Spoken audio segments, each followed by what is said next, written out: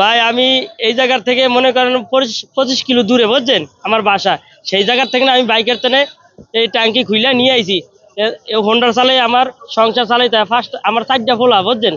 আমার এ নিয়ে মনে করেন কষ্ট করিয়া আজ 5 দিন আমি গাড়ি চালাইতে পারি না বুঝছেন। এ নিয়ে আমি কষ্ট করি এই বাইক যারা ধুইয়া এই ট্যাঙ্কি খুললে তো এদিকে আইছি। এখন তো 2 লিটার তেল দিছে, 2 লিটার তেলে আমার হইতে আছে না বুঝছেন। আমি কিভাবে চালাবো? সকালে আসলাম, সকালে আসার পরে আপনার মনে 2 ঘন্টা দাঁড়িয়ে ছিলাম রোদের ভিতরে। তারপরে তারা দেখেও আপনার মনে করেন হরানি হয়ে হঠাৎ করে বলছিল দোকানদার যে আমি ঘুরে পড়তেছি, ঘুরে ঘুরিয়ে গেছি, ঘুরে ঘুরে দর আটকে গেছি গিয়ে লাস্টে আমরা এরপরের থেকে খাবার অটো দুপুরে খাবার খাই নাই, না আবার আসলাম, না আবার একই পথ, মানে ভোগান্তি ভুগতেছি আমরা। আজকে 3 দিন যাবত আপনার সিরিয়ালে আছি। মূলত ওই পাম্পে গেলাম, তারপর হচ্ছে আমাদের মাশাআল্লাহ পাম্পে গেলাম, কিন্তু 3 যাবত সিরিয়াল পাচ্ছি না। কালকে রাত প্রায় 11-1টা পর্যন্ত ছিলাম, তাও সিরিয়াল পাইনি। আজকে মোটামুটি দেখতেছি দিচ্ছে একটা দুইটা করে। আমার টোটালি আসলে ট্যাঙ্কিতে তেল নেই, আর রিজার্ভে চলতেছে আজকে 3 দিন। তো দেখি, আশাবাদী আমরা এখন পাই কিনা, অপেক্ষায় আছে। যদি পাই তো হয়তো গুড লাক। গত মঙ্গলবারে বলা পাম্প থেকে আমি 300 টাকার তেল নিছি। আমি এই কদিন স্কুলে যাতায়াত করছি, এখন শেষ হয়ে গেছে, রিজার্ভে চলে।